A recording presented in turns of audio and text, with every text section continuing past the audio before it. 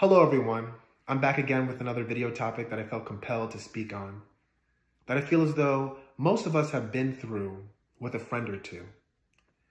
Please allow me to get vulnerable with you for a moment. Today's topic, I want to talk about when real love can hurt. You see, I consider myself someone who wants the best for people. There have been multiple times in the past and even today in the present when family, close friends, loved ones have confided in me in an area of their life that they feel as though that they desperately needed to change. And I have done my best to, help these individuals get to their goal as efficiently and peacefully as possible. You see, I was raised in a household and it was always instilled in me that, to do unto others as you would want them to do to you. You see, I'm someone who welcomes pressure, and I welcome the opportunity to be held accountable for my actions and anything that I say that I'm going to do. Why is that? Because I know that it is easy for me, and it's easy for us in general, to slack off when people aren't watching, even if it does concern a goal that we are actively trying to work towards. And for this reason alone, this is why most of us, seek out dietitians, personal trainers, or even financial advisors, because we're looking for a strong-willed third party to hold us accountable in areas that we need help in, that we don't want to slip up in as we are working towards our goal. Now, knowing this, if I confide in somebody for whatever reason, I understand that the boundaries of our relationship are going to change. They're going to loosen up a little bit because I know that I need to give this person a little bit more freedom to properly invigorate me as I go along this journey to achieving my goal. And why do I think that? Because I believe that, real love gets its hands dirty. If anybody tells you that they love you, they should not, allow you to fall off a cliff. They should do everything in their power to prevent that from happening, prevent you from losing yourself. You see, if you love me, and you see me destroying myself, and you don't want to confront me in the area of my life that I'm struggling in, or you don't want to, get a little aggressive with me when it comes to, holding me accountable, and you're more worried about my feelings than me losing myself, then that's a problem to me.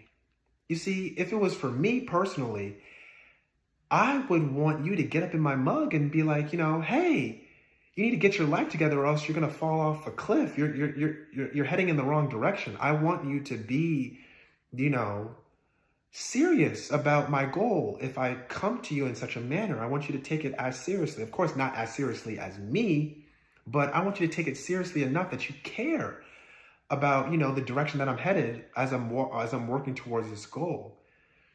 But on the contrary, I understand that you can take a horse to a body of water, but you can't force that horse to drink from it.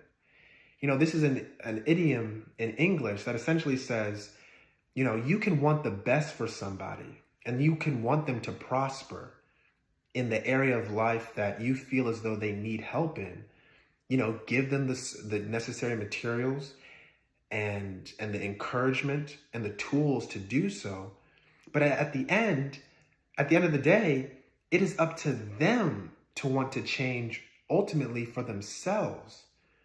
They first themselves need to be invigorated about their goals and what they want to do before they're in a space to open and take any type of consideration from anybody. You see, I learned that the hard way. You can't force somebody to to do something that you want to do, it's never going to end up well. And, through experience, there have been relationships and friendships that I've been in that, ended up faltering because when they came to me for a certain reason, hey, be my accountability partner, be someone that I can rely on, that can push me, I took that a little bit too seriously, or I took that too literally. And, the pressure and the enthusiasm and the encouragement that I thought was motivating and in their best interest, they weren't in a position to accept that.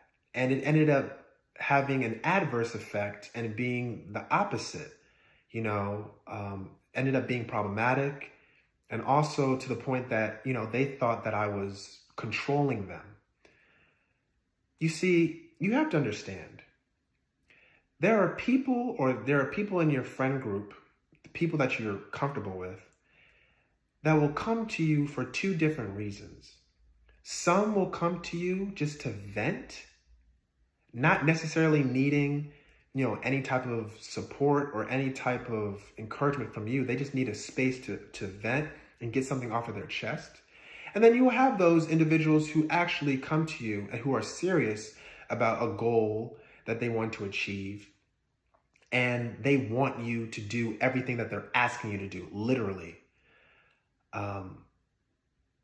As a friend, as a supportive third party, it is important for you to differentiate between the two, to avoid problems, happening in the future as you help these people get to their goal.